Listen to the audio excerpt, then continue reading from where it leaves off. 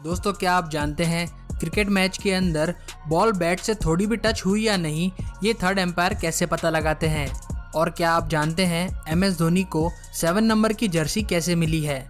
तो दोस्तों, आने वाले 5 मिनट में मैं आपको क्रिकेट के कुछ ऐसे ही इंटरेस्टिंग फैक्ट्स और क्रिकेट में यूज़ की जाने वाली मॉडर्न टेक्नोलॉजी के बारे में बताने वाला हूँ। हॉकआई।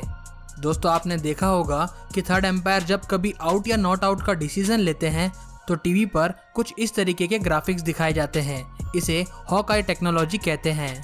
क्रिकेट में इस टेक्नोलॉजी को 2001 में लाया गया था। तब से यह क्रिकेट का एक अहम पार्ट बन चुका है।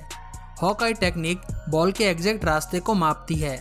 बॉल बाउंस होने के बाद स्टंप्स के ऊपर जा रही है या नहीं, ये हॉकआई टेक्निक से पता चल जाता है। इस टेक्निक से एम्पायर को LBW डिसीजन देने में आसानी हो जाती है, क्योंकि इससे पता चल जाता है कि बॉल पैड पर लगने के बाद स्टंप्स पर जा रही थी या नहीं। हॉकआई टेक्निक में स्टेडियम के अलग अलग जगहों पर 6 कैमरे लगाए जाते हैं, जो कि 3D टेक्निक की मदद से बॉल के रूट को ट्रेस कर लेते हैं। हॉकआई टेक्नोलॉजी को क्रिकेट के अलावा टेनिस, फुटबॉल और अन्य अलग अलग खेलों के लिए भी इस्तेमाल किया जाता है। स्निकोमीटर। दोस्तों, क्रिकेट में स्निकोमीटर उस समय काम आता है जब बॉल बैट के किनारे से टच करके निकल जाती है। मैदान में दर्शकों के शोर की वजह से कुछ भी सुनाई नहीं देता और एम्पायर भी बॉल बैट से टच हुई या नहीं इस बात का पता नहीं लगा पाते। इस समय पर स्निकोमीटर नाम की ये मशीन काम आती है। स्निकोमीटर बॉल या बैट के बीच में किसी भी हल्के से हुए संपर्क को भी आसानी से बता देता है। ये स्निकोमीटर स्टंप्स के अंदर लगा हुआ होता है, जो कि बॉल के जरा सा भी कांटेक्ट होने पर उसकी वाइब्रेशंस को रिकॉर्ड कर लेता है। और इसी से थर्ड एम्पायर को भी पता चल जाता है कि बॉल और बैट का कोई कांटेक्ट हुआ है या नहीं। Stump camera. दोस्तों, स्टंप कैमरा एक छोटा सा कैमरा होता है जो कि मिडिल स्टंप में नीचे की तरफ लगाया जाता है। यह कैमरा बैट्समैन के बोल्ड या फिर रन आउट होने पर एक अलग ही कैमरा एंगल से हमें एक्शन रिप्ले को दिखाता है। स्टंप्स के अंदर कैमरा के अलावा एक छोटा सा माइक्रोफोन भी लगाया जाता है, जो कि कई बार बैट्समैन या फिर विकेट कीपर की फनी कमेंट्री को रिकॉर्ड कर लेता है। हमने इस पर भी एक वीडियो बनाई है, जिसे कि आप बाद में आई बटन में जाकर देख सकते हैं, जिसके अंदर MS धोनी की फनी कमेंट्री रिकॉर्ड हो गई थी। Spider cam. दोस्तों, एक समय था जब क्रिकेट मैचों के अंदर टेलीकास्ट करने के लिए बहुत कम कैमरों का यूज़ किया जाता था, लेकिन आज टेक्नोलॉजी इतनी ज़्यादा एडवांस हो गई है कि अलग अलग कैमरा एंगल्स के लिए बहुत सारे कैमरों का यूज़ किया जाता है। इसी में से एक है स्पाइडर कैम। ये स्पाइडर कैम पूरे ग्राउंड में हॉरिजॉन्टल या वर्टिकल डायरेक्शन में घूम सकते हैं। स्पाइडर कैम की वजह से हमें क्रिकेट में अलग अलग एंगल देखने को मिलते हैं।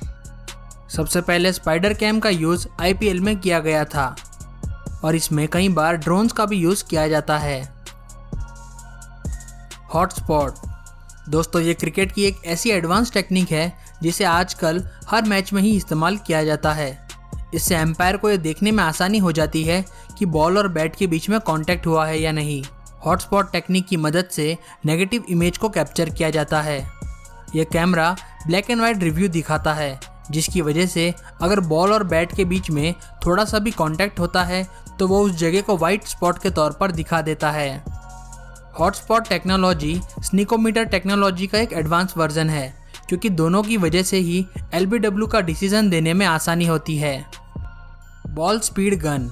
दोस्तों, आपने कई बार क्रिकेट मैच में देखा होगा कि बॉलर द्वारा बॉल डालने के बाद नीचे उसकी स्पीड लिखी हुई आती है।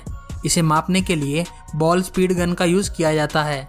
इस स्पीड गन को बाउंड्री के पास में लगाया जाता है और इस स्पीड गन में से अलग अलग तरीके की वेव्स निकलती है, जो कि बॉल की स्पीड को कैलकुलेट करती है। MS Dhoni number 7। दोस्तों, धोनी ने एक बार बताया था कि जब वो फुटबॉल खेलते थे तब उनके पास 22 नंबर की जर्सी थी, लेकिन जब वो इंडियन क्रिकेट टीम में खेलने आए तो उनके लिए सिर्फ 7 नंबर की जर्सी ही खाली थी।